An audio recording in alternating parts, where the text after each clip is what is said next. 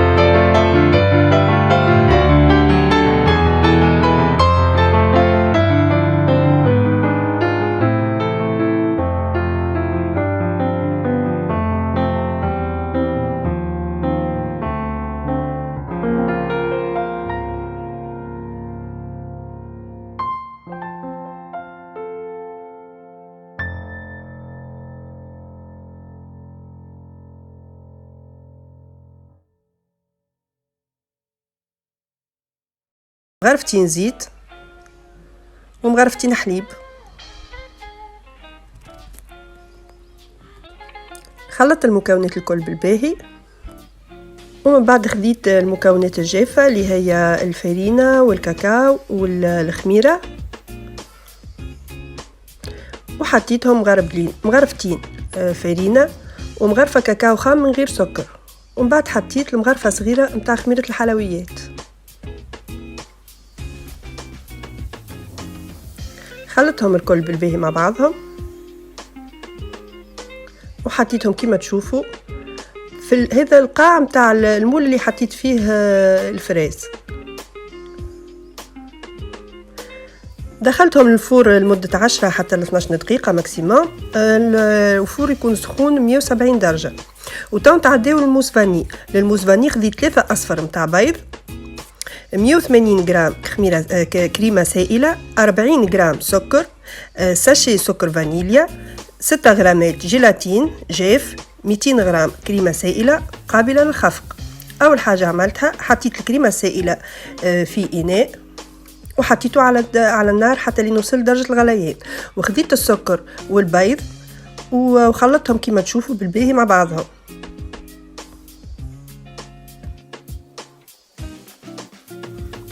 من بعد ناخذ الكريمة السائلة وهي سخونة ونصبها على هاك الخليط متاع السكر والبيض، نصب ونحرك في نفس الوقت. ومن بعد ناخذ الخليط هذيك الكل نرجعه للإناء متاعي ونحطه على الغاز ونخدم بيه الكريم انجليز.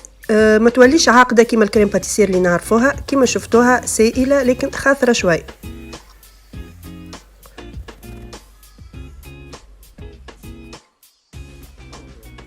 وهي سخونة نزيد عليها الكمية متاع الجيلاتين ونحرك بالباهي باش الجيلاتين يذوب الكل.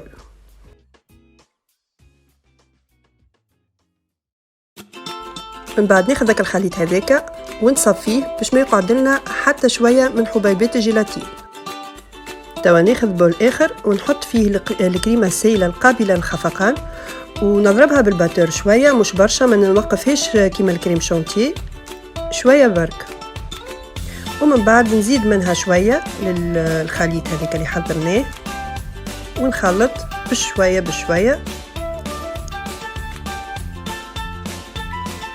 بالطريقة اللي نخلطوا بها الجنواز من اللوطة الفوق. أنا نحيت الواحد من يدي، المضرب من يدي، ونخلط بسباتول.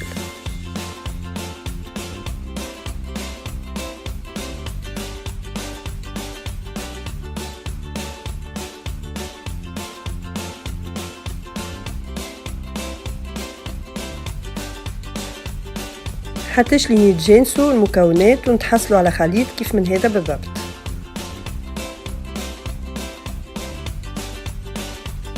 لانسان الفريز اللي كانت في الكونجيلاتور حضرت، والكيك اللي حضرناه زاد حضر. ناخدو صحن كيما هكا ونقصوا بالطريقه هذه قد الفريز قد الكيك نفس الحجم.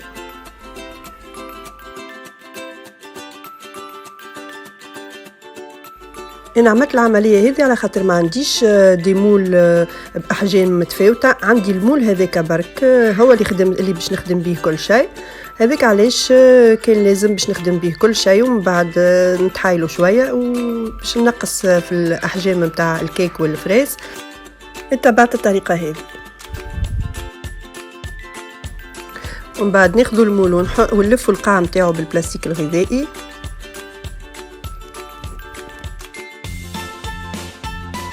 وناخذوا الموس فاني اللي حضرناه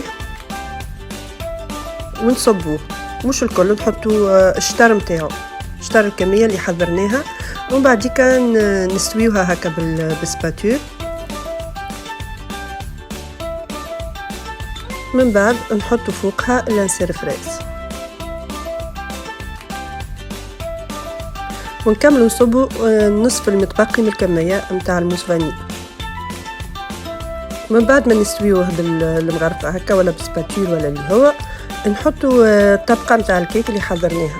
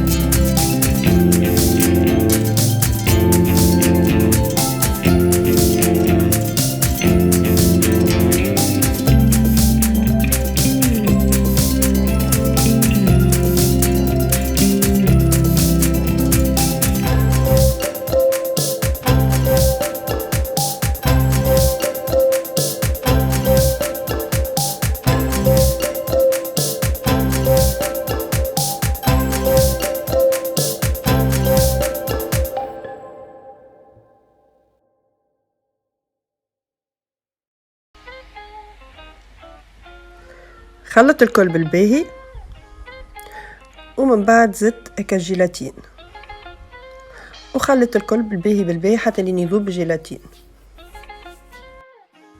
من بعد ما ذوب الجيلاتين حطيت كمية من الملون الغذائي الأحمر وخلطت الكل.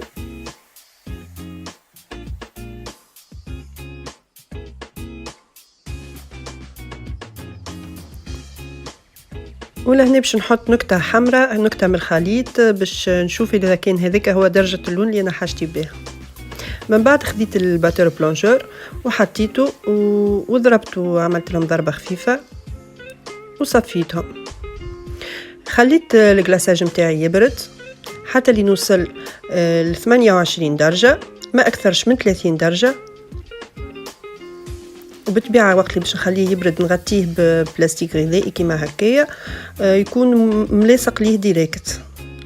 من بعد جبت الجاتو نتاعي من الكونجيلاتور وهو هكاك مجمد، يعني ما خليتوش يرتاح شويه، صبيت عليه الكلاساج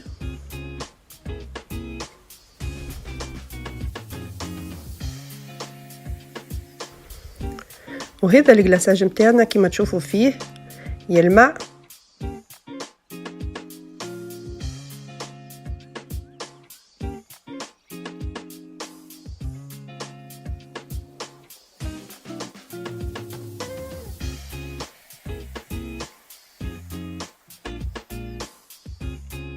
من بعد ما شد الجلاساج روحو شويه، خذيت لوز مهروش ابيض ونحيت الجاتو نتاعي من فوق السوبور ورشيته على الحرف من اللوطه من تحت باللوز المهروش. من بعد خذيت اقل من 50 غرام شوكولاته بيضاء ذوبتها على بان ماري، وخذيت ساشي ولا بوش صغيره كما قاعدين تشوفوا، حطيت فيها كالكميه نتاع الشوكولاته وزينت بها بالطريقه اللي باش تشوفوها.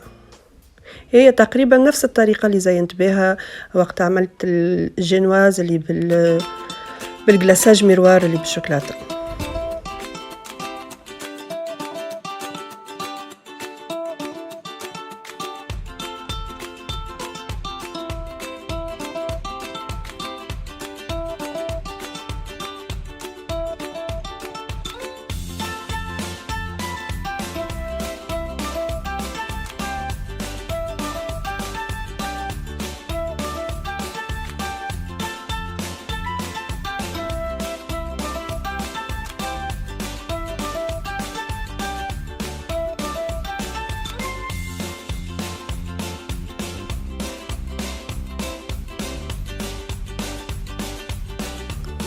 وهذه لونترمي ولا الجاتو غلاسي نتاعنا حضرت كما تشوفوا فيها مزيانه وبنينه برشا.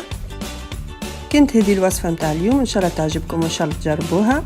في الاخر نقول لكم ان شاء الله عامكم مبروك، ان شاء الله العام الجاي يكون كله خير وبركه وصحه على الناس الكل، وان شاء الله ينسينا في العام اللي احنا فيه توا. نخليكم الكل في امان الله، وان شاء الله نرجع لكم في وصفه اخرى. عامكم مبروك وبسلامة في الأمان.